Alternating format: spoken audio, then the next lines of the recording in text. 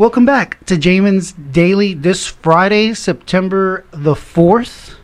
We kind of took a little bit of a break. We're real busy this week, and so this is actually episode number 11. Episode number 12. We actually published episode 11 this morning, but we're working on episode 12 with our guest, Marcus Lozano of Feathered Friends. Marcus, why don't you tell the folks at home hello and show your beautiful bird there? His name is Monkey. I brought Monkey over today from Feathered Friends and Company. What kind of bird is this? So Monkey is an 8-year-old Moluccan cockatoo. This bird is native of Australia, and he definitely is curious about the microphone. A bird like this has a typical lifespan of up to about 90 years, maybe 100 even. Oh my God. Yep. So a bird like this is a huge commitment. I mean, a lot of people who buy these kind of birds will end up putting them in the wheel for like a relative. Sure. Yeah. I mean, if they're going to live 90 years. He's on our logo and everything. I mean, this is our... Oh, so he's the main one. So you brought him. He is the bird of Feathered Friends and Company. He's the mascot. Yes. The mascot. That is correct.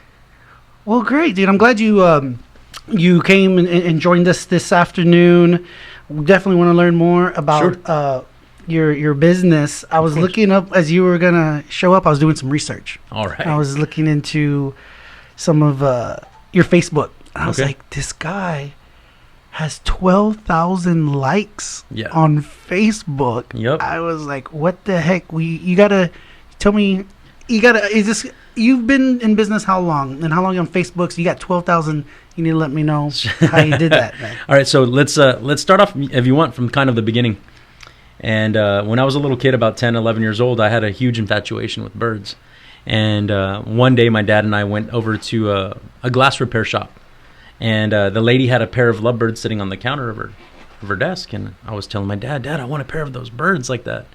And the lady looks over and says, these birds right here, they're for sale. So if you want to buy them, I'll sell them to you. The 2 birds, the cage, and just everything. It was like $150. And in my mind, I'm like, oh my God, like I could really have these birds. And my dad's like, you're not going to take care of them. I said, yes, I will. I promise.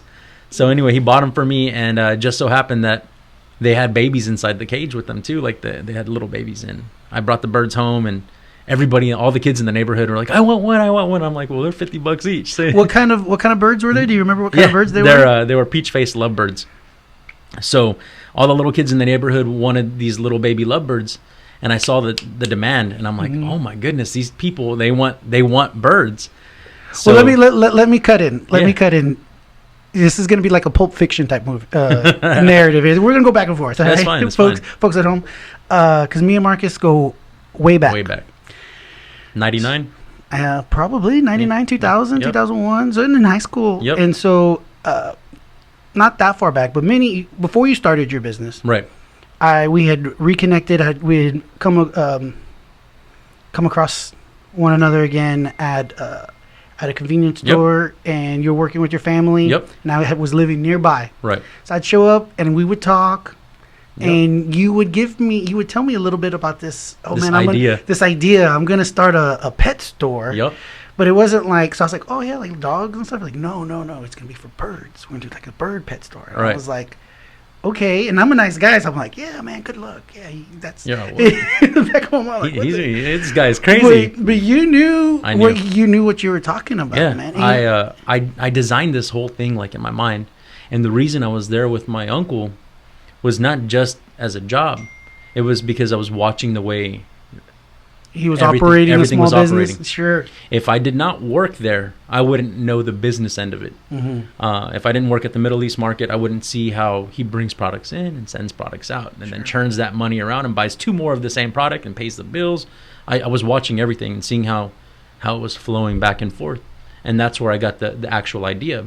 But meanwhile, while I'm sitting there scanning your groceries and whatever, I'm building an army of birds at home. Mm-hmm. I'm letting them breed. I'm reproducing. Sure. I'm already building a client base.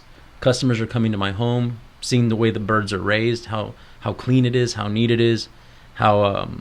Well, one thing you educate us here is you talk about a bird that could live to 90 years old. Right.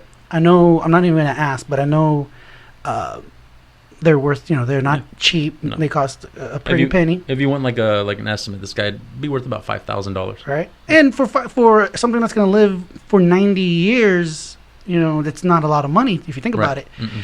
But then there's the upkeep. And that's where you come in Right. as a business model of sorts. Because, Right. you sell them, but then these people need Food. support services Right. for this investment that they have. And then I can only imagine owning something for 10, 20, 30 years, Right. it becomes a part of this person, who their owner, it's like a baby to them. So one way that we look at it, and I'm sorry to interrupt as well. Yeah, no, go ahead. But not only are you the customer, but your bird is my customer. So it's super duper important that I'm sending out quality. So if I'm sending out birds that have been like overbred, just not good quality birds, I'm not going to have a customer very long. Because once your bird's gone, you have no reason to come see me anymore. Sure. You want them to live long. You want birds to live a long time so that they can keep coming to you to get their bird feed. Typically, what would you need if I went and bought a bird? Okay.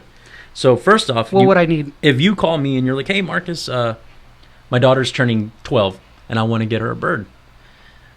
Your first time visit's going to be different because you're going to come in, we're going to walk with you throughout the store, talk about what kind of sounds you're used to hearing. Are you okay having this noise in your house? Because having a bird, when people come in, they're like, "I want a bird that's quiet." I'm like, that's not going to happen. Yeah. Birds make noises.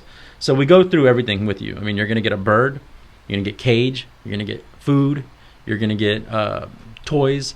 The nails need to be clipped on your bird every 3 to 4 months. We do wing clippings if you don't want your bird to fly. So, I mean, it's an extensive service. And then as well, some people want to know whether their bird's male or female. So we offer genetic testing. We do blood work. We do DNA testing. If you go out of town, we babysit. I mean, your birds, we do boarding. So, I mean, it's Yeah, so if you imagine if you're single and Right. you have a bird like this, Right. and then you need to go somewhere, right. they board it. We right? board it. Yep. At Feathered Friends. Yep. So that's a revenue source. Then you Yep. sell the product, Yep. this and that. You sell the bird. So Wing and nail clippings. We do groomings also. is there any? You don't have to name them, or Right. rather you not. But the competition. So did you find was besides what you do? I am the only bird store in South Texas. Right. I am the only bird-only place. I mean, there's places around that just so happen to sell birds, but I'm the only specialty with birds in this area. Sure. That's amazing because it's a large market, but not so large that, this is kind of a unique thing. Not everybody has a $5,000 bird. No. Right? No. But the people who do spend the money, and so there's its own little niche Right. kind of thing. Right. And I guess those people used to have to go to San Antonio. Right. Well, those people come here now. Well, so now, I mean, you're good enough so you got people coming down to visit you? We got people from San Antonio, Austin, Houston, Dallas, other states even. Yeah. We're able to have... So we have a lot of birds that people can't get in other places, but one of the things that we have that a lot of other places don't have is... I hate to look at it this way, but you know how a pawn shop works, right? Uh-huh. Your products are brought in by your customers. And I've been raising birds and I've been so established that my customers who have bought 1 or 2 of these birds, they're now producing babies that are in my store. Sure. So it's kind of like a... Do you do is it like a cosign of sorts? we can do consignment? consignments, but it's kind of like a co-op almost. Okay. So like, hey, Jamin's birds had babies this week. All right, Jamin, bring me your 5 babies. I'll buy them from you. I'll hand raise them myself, and I'll pay you out cash. Or how about I give you store credit for a free year supply of bird food for your birds? Mm-hmm. So people are real quick to jump on it. Sure. I then turn around because we nursery raise these birds. I raise them with a syringe and a nursery in the back of the store. I mean, it's 7 years down the road. It's a lot of work. Production. Sure, yeah, it's a lot of work. Some days I come in and I'm just like, I stand in the front room and I look at everything. How many birds do you have? Personally, no. How many birds do you have at your shop? Maybe about 100. I mean, parakeets, cockatiels. Sure, yeah, small birds. You don't have 100 of these guys, but you. No, I mean, typically, I will never overstock the store. Of course, yeah. Because I don't want anybody to ever lose the opportunity to go to a home. Sure. You know, if some lady calls me, I have 16 cockatoos, and I want you to find them a home. I say, you're gonna have to hold on. Let me maybe do 1 or 2 at a time. No. But we've had situations. Do you get a lot of rescue requests where people either they inherit one somehow because a family member dies or something like that, and it's too much responsibility. They can't take care of a bird like this. So here's the difference. Not only do I own the store, I'm president of the Coastal Bend Companion Rescue Mission. And if you were to call me and say, I have a rescue that I want to give you, my store has nothing to do with that. If you're giving me a bird, we're gonna make sure that the bird's turned over to rescue to where it can be adopted out free of charge. Mm-hmm. But if you come to me and you're like, hey, I'm gonna sell you my bird, then that's where I would go and offer you money for your bird. Sure. But I will never make money off of just a rescue. The rescue, sure. Yeah, that's just is yucky. Yeah, and you don't know exactly what kind of condition some of these birds might be coming into. And they need to be rescued, so maybe there's... Well, typically, rescue birds are, say, monkey came from a home where the lady died and they haven't found a home for the bird for a month. He can be malnourished. He could need vet care. So the rescue mission will pay for vetting of the bird to get it back in healthy condition. Mm-hmm. But that's kind of like, it's a thin line, but it's a very respected boundary as well.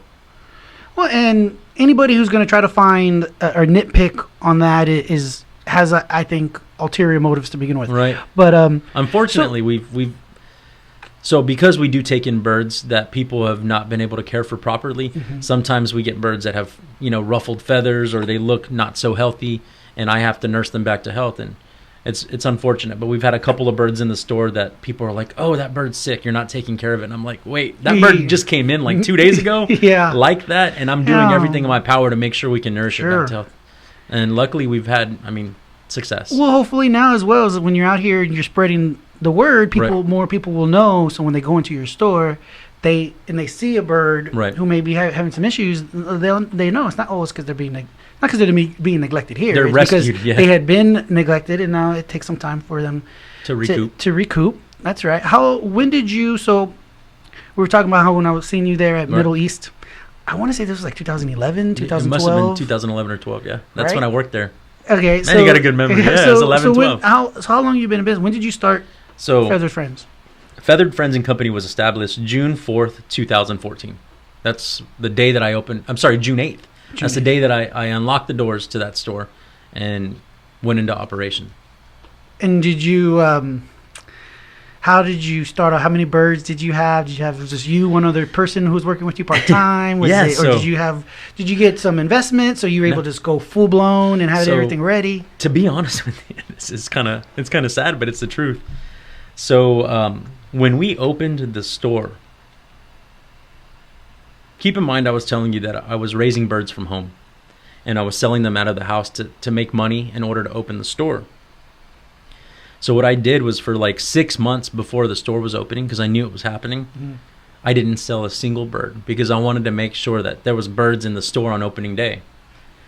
After all the money that I poured into the store on painting, it was an antique store, on painting and this and that and shelves and you name it, I had $600 in my checking account when the store opened, or the week before the store opened. So what I did was that $600, I bought $600 worth of products and had them in the store. And so you invested your last penny into the business. I put everything that I had into this store, and I quit my job 3 weeks before this. I left the Middle East market 3 weeks before I actually opened my store. Well, Marcus, $600. There's you hear these cliches in life, right? One of which is like, if you do something you love, you never work a day in your life, or you should try to do something that you're passionate about. Right. Which is true, and people are fortunate to be in that position where maybe they are pursuing their passion as their actual job. Right. Most people aren't that fortunate, right? No. Everybody can be. And there's this guy named Mike Rowe. He used to do that Dirty Jobs. Remember that Dirty Jobs show? Yeah, Mike Rowe, the Dirty Jobs. And so he turned into being a host on that show to being like kind of a motivational speaker kind of thing. And one of his big deals was like, listen, your passion should be your hobby. For work, if you want to make money and move up in life, a lot of times it's not going to be your passion. Right. You're going to have to work at the Middle East at a grocery store and do that for $8 an hour. Okay, while you're working on what you want your business to be or your passion, and then you were able to turn your passion into a business. So your story is very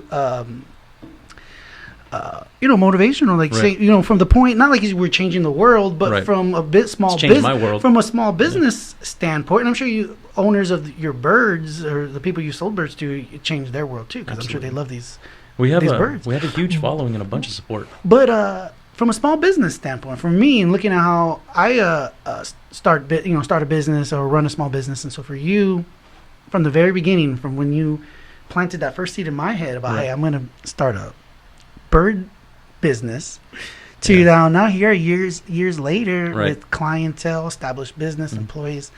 It's a great story. So I'm glad Thank you. you're sharing it with us. We're going to take a break, folks at home.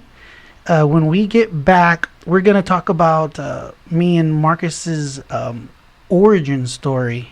Okay, kind of how we came to be, got together here 20 years ago, and go on from there. So stick with us. We'll be right back. You know what I was thinking? We're back, folks. Welcome back to Jamin's Daily from a break. I want to do, we're talking about Feathered Friends, amazing store. Thank you. But we are being sponsored today by Sage Choice Insurance Agency. All right. You need to let us look at your insurance, your All business right. insurance next I'm time it down. comes up for renewal. Yep. But you can reach us at 361-400-2411. There's going to be some links attached to the podcast that y'all can follow, or some URLs. You can take you to some websites where you can get some quotes and other things. So again, thanks. Shout out to Sage Choice Insurance Agency. Thank you, Sage Choice. 361-400-2411. I was going to ask you, Marcus, how has COVID affected your business? Dude, that's a great question. So the main difference with the store is now we're only allowing 6 customers at a time in the store. But the truth of the matter is a lot of people have a lot of time to spend at home right now. Mhm. So having a pet is perfect. Yeah. A lot of people are lonely. People lonely. Yeah, people are lonely right now, and we're here with companionship. So Companions. So we've been actually we've been doing really well. Really well. Yeah, it's business is blessed. And it's not a kind of business where you have a huge foot traffic where people just coming in and out and Well, out, maybe? Or have you? Typically you would? our store occupancy is about 40. Okay. And Friday, Saturday, Sunday, we have lines out the door. You get it. Wow. Yeah. Well, I was thinking there is this zoo aspect of it to a degree. People go and you don't get to see Just to hang out. Yeah, you don't get to see beautiful birds every day, and these kinds of birds and stuff. Right. And so, and pet stores in general are going extinct. Right. There's very few pet stores with animals there. Right. So that's kind of and so you have y'all kind of try to find clever ways to implement that, or it kind of brings So a lot of people come to the store to see this guy. yeah. I loan him to the Botanical Gardens, South Texas Botanical Gardens, and they do bird shows, educational outreach. And Monkey's actually really famous. He's been on the arm of the Secretary of State. He's Wow.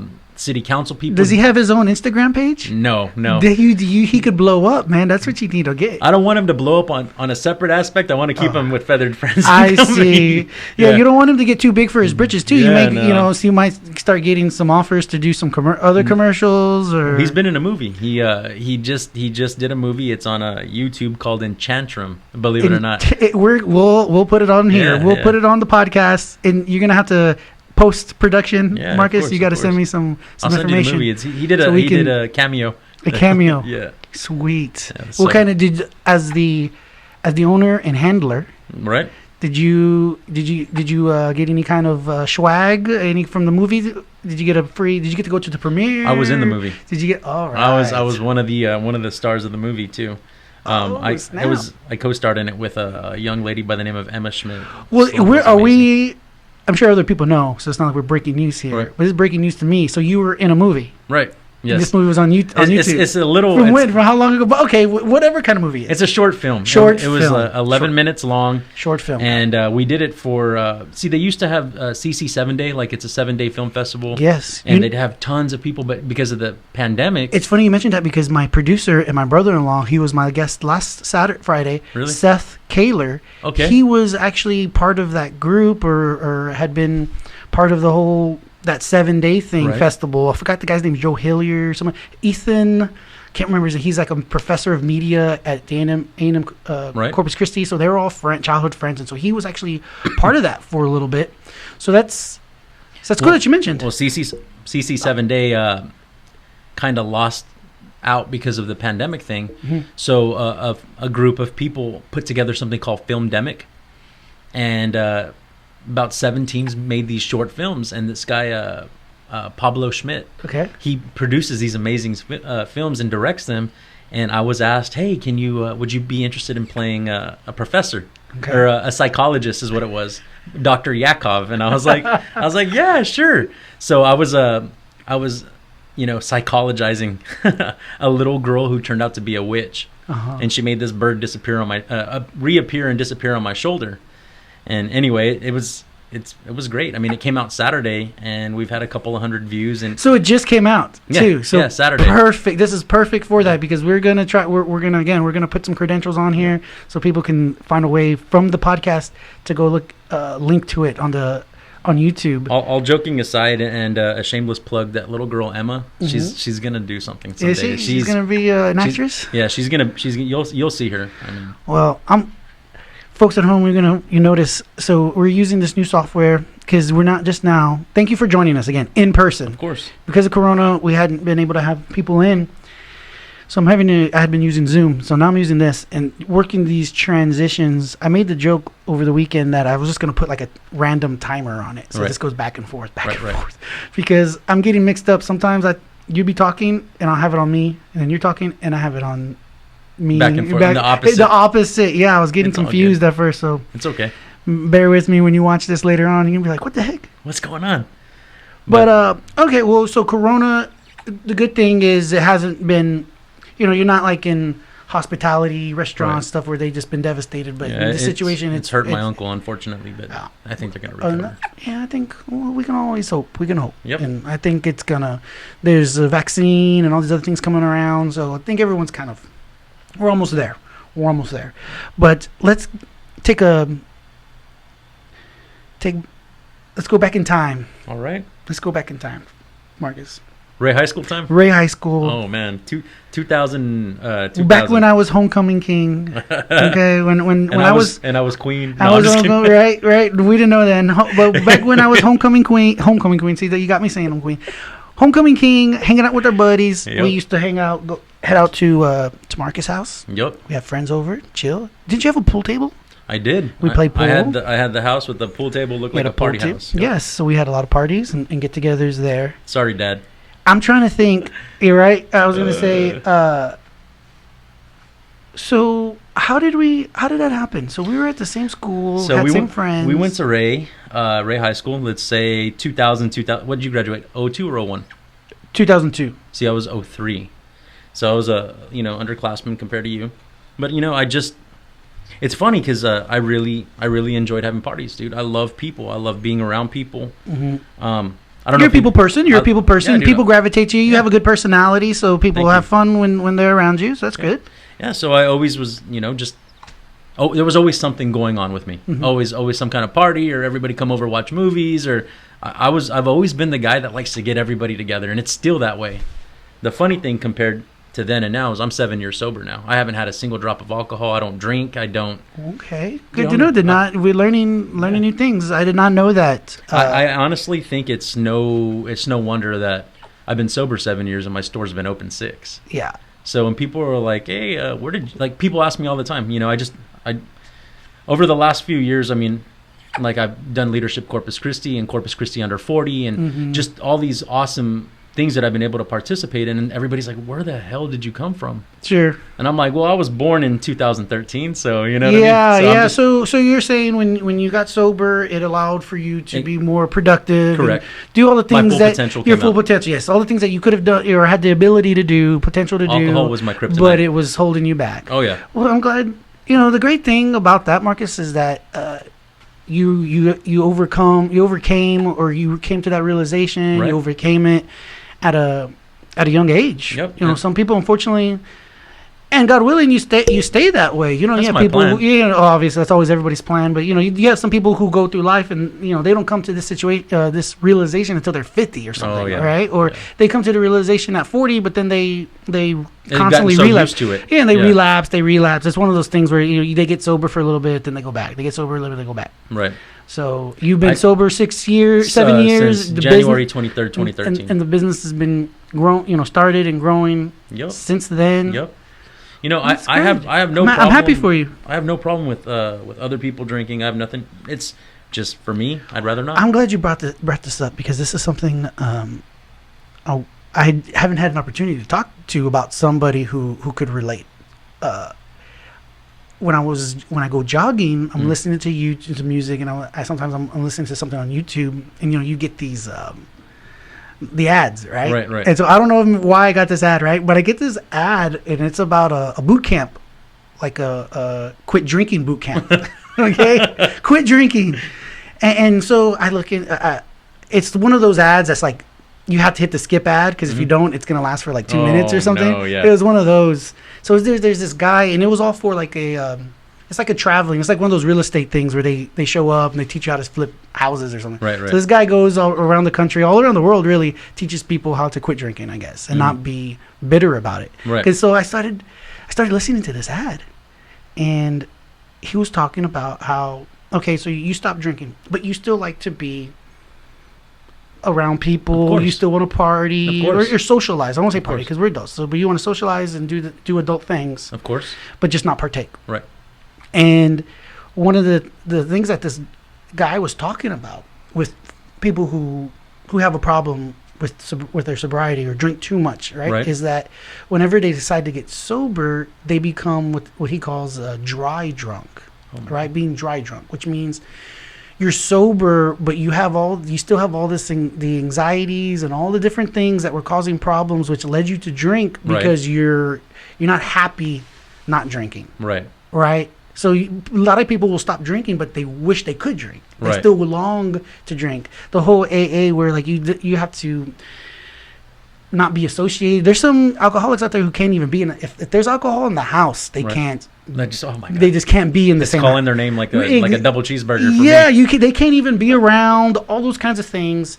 And what this guru, this stop drinking guru, is talking about is that that doesn't work. It can work for somebody. AA has probably saved countless lives, I agree. but completely disassociating yourself and repelling and just getting away from it can lead to all these other issues that people have, and which leads them back to drinking. Right. They haven't really conquered it. They're just kind of avoidance.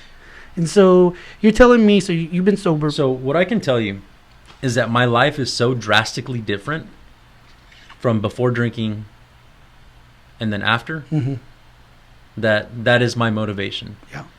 I mean, you could have a big ass cup of beer right here in front. Excuse my language. It doesn't do anything for me. It means nothing to me. And because of my two extreme ends of life, polar opposites, I never want what I had before. It's almost like it's almost like when you hear people talk about like some kind of religious experience that they had as well, is that from one day to the next or over a period of time. The whole point is to get to where, and what I think this guy is talking about too, is to where you're happy not drinking, or you don't need to drink. You don't need to avoid. You can go to a Super Bowl party, everybody's there drinking, and you can have just as good a time, Coke Zero. But you don't have to drink. That's good, man. I'm at a very, very healthy place in my life, and I love it. You look good too, though. You look healthy. Other than you have less hair, but other than that, when we were getting together earlier talking, you were coming back. You were at the gym. Yeah, I actually have a personal trainer, and I work out with her for 4 days a week, and I also cycle about 20 to 35 miles a week. 20 to 32, I don't want to lie. So anywhere between 20 to 32, 4 days a week. Do you have the whole like outfit and everything? Yeah. The Speedo and the long the corny helmet, the speedy one. I wear the whole thing. The pants, the overall looking thing. And you got the real nice bike, the skinny. I have a specialized Roubaix, It's a 2020, and that thing weighs like nothing. You can pick it up with a finger. Sure. So I'm riding that thing. I mean, I ride it down Ocean Drive, typically, 4 or 5 days a week. I mean, I'm hauling. Have you had any close calls with any vehicles, cars trying to hit you or something? You know what? Because people are jerks on the road. All right, bicyclists.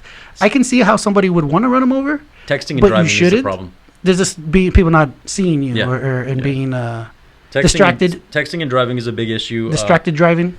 I did get the crap knocked out of me with those big Dodge 3500s with the mirrors that come out like a foot. Yes. I had one slam the hell out of the back of my shoulder and just fly up into the air. It hit me so hard that it broke off. Wow. The truck just kept going. You know what I mean? It didn't. They didn't even check on you. Nope. They were probably scared. They were probably afraid. They probably thought you'd steal them or something. So the fact that they didn't even stop let me know that nobody probably.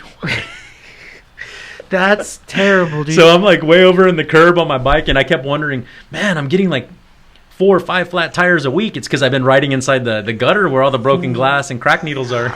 Yeah. Well, that's what makes everybody mad is when the bicyclist is on the road and then you're trying to go and you like can't get around. And there's a group of them, and so you can't just if there's just one, easy get around. Right. But if there's like 10 out for a Sunday cruise, that's when people get a little upset. But you got to share the road, be kind. We typically ride in groups of our biggest group is 4, and we're just in a line. There's no need for us to all be clumped together. Yeah. I mean, I don't have anything against anybody who clumps, but I don't want to get hit. I love what I'm doing, and I like my knees. Well, you mentioned being in insurance, dealing with auto insurance every day, and you talked about the distracted driving. Right. It is. People complain about their auto insurance being expensive, but the number of claims have just gone through the roof in the last 10 years because everyone is doing this and hitting bumping into each other because they're not paying attention. Then nowadays, most of these newer cars, they all have all kinds of sensors in the bumpers and things like that. So what used to be a cheap $800 bumper that, I rear-ended you, get it fixed. $800. Now it's $2,800 because not only does the bump, you have to replace the bumper, but then now there's a camera in there. And it's not just the camera. Then the camera has to be calibrated by some profession, some expert guy who calibrates it with everything else. Right. So again, it goes from $800 to $2,800, and then people want to know why their auto insurance has gone up. Yeah, no, I get that. I understand that completely. All right, Monkey. So Monkey, what hasn't he done? So he is the mascot for your small business. He's been in the movies. Yeah, before COVID, we would take him to schools. So we would go to all the different schools in Corpus. I've done bird shows, educational outreach. I do like a career day at Morelos Elementary. I go to West Oso Elementary a lot. You know what's amazing about this too is that it's everything that you're doing. It's fun. You get to be, you get to show the kids and get their, and it's free. The wilderness, but it's almost like free advertising too, because then you're sowing these seeds even at the young age. I'm not gonna lie, because these little kids at 8, 10 years old, they see the birds, and then later on, mommy, daddy, happens a lot. Mom, Dad, can you buy me a bird? I saw a bird at school today. Can we get a bird? It happens a lot. It's genius. So I'll go and do a bird show at an elementary school. And fast forward the weekend, here comes that same little boy with his mom and dad getting you recognize, one or two. I recognize I saw you at Annapolis Christian Academy. What's going on? Yeah. So we do that a lot. But one of the things that I can't tell you, man, I can't wait for this whole thing to be over is I love going to nursing homes. That's our thing. Monkey is very gentle. And, a lot of these people don't get visitors. I don't want to get all weird about it. But a lot of these people don't get visitors. And I love older people. They're so full of knowledge and they've been through so much, and they want to talk to people. So when I'm there and I'm like showing them the bird, and this lady's like, come sit with me. And when I was back in Little Rock, Arkansas in 1911, they tell you these stories, and I'm just like, they're listening. Back in the Depression, when I used to walk, used to have a bird, but we had to eat it because we were starving. And I walked 15 miles in the snow barefoot. Yeah. But honestly, dude, I the nursing homes is the thing that I miss the most out of everything, because we would just go and chill with these people, and they're so in awe. They haven't had a whole bunch of visitors, and it makes the whole thing that you said. There's one of the joys in life, right? The sweet joy, the things that don't cost you nothing, right? Right. One of the joys in life is making other people happy. Yep. When you know you've made somebody happy, you brought just a little bit of joy to Right. someone's day, it makes your day. You're not human if you don't feed off of that. Right. So when you're going in there with these, like you're saying, the elderly in a home, and they haven't seen anybody in a couple of days, and you go in there with this beautiful bird, Right. you have to be stone cold to not smile. You remember your face when I walked in with him? Yeah, of course. Did you, Yeah, I was like a Like a kid kid in a in a candy candy store. yeah, I was like, exactly. what? That's so cool. So that's honestly, the money is nice. I mean, we like having the bills paid in the store and my employees. But like whenever you hand a bird over to a customer and they just are like, oh my God, you can hold that bird. Yeah. And like you see the face, it's the enjoyment that Mhm. you see that you were able to provide. That is just like everything.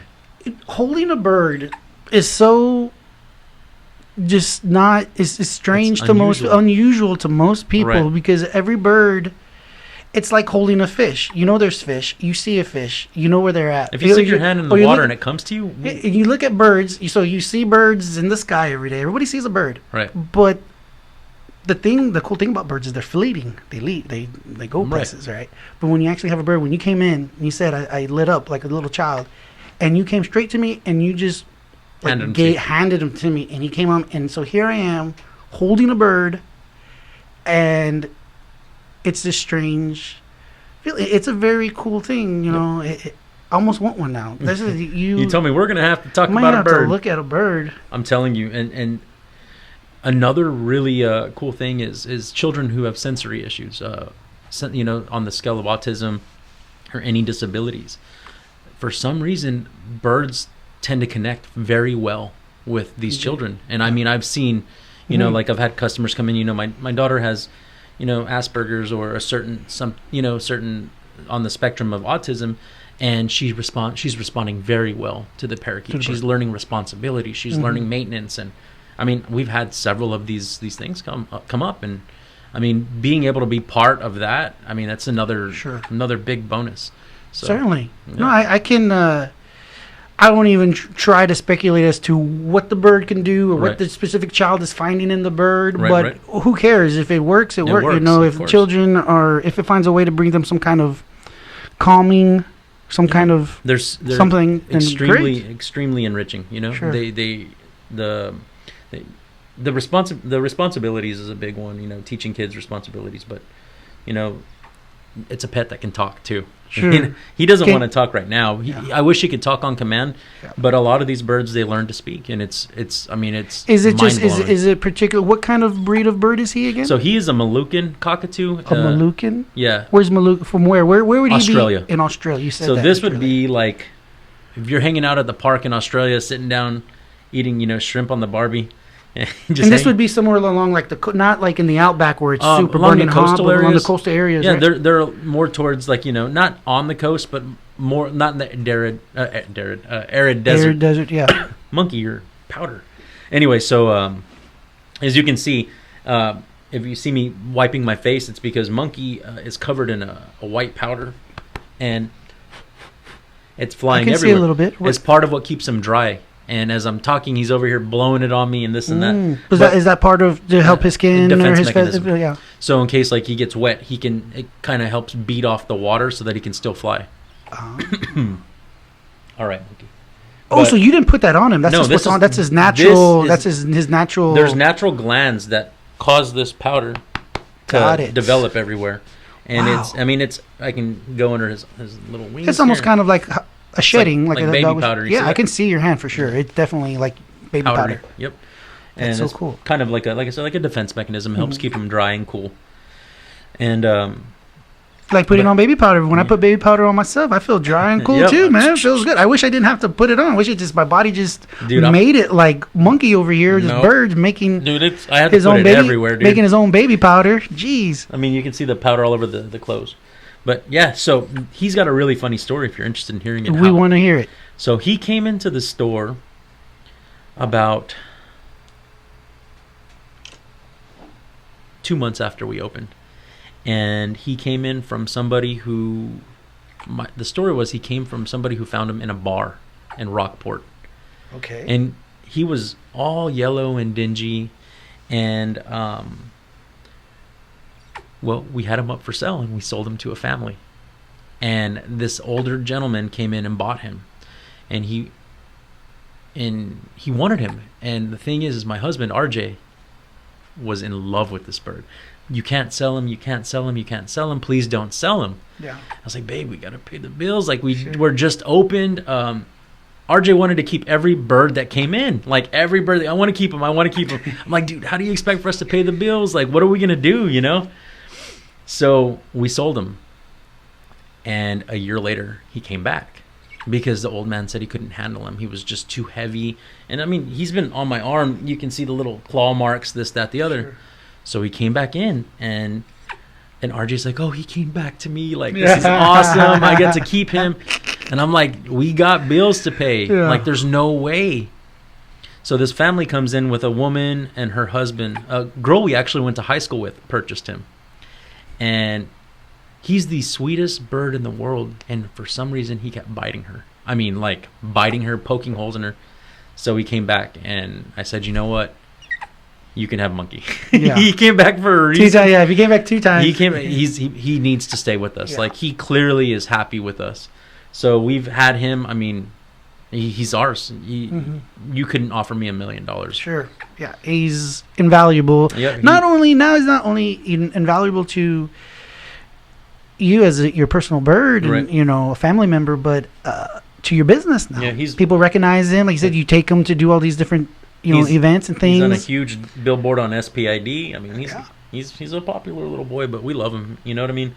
Well, did you know this? And folks at home, for your own social media posts and other marketing that you're trying to do, I was talking with some marketers with Progressive Auto Insurance, and so I'm talking to this lady. She's trying to help me. Hey, Jamin, do this, trying to help me make more money, right? And so she says, when you do your post, if you post something on Facebook, did you know, according to our market analysis, you know, so they spend all kinds of money. They probably spend millions of dollars trying to find out these things, right? All right.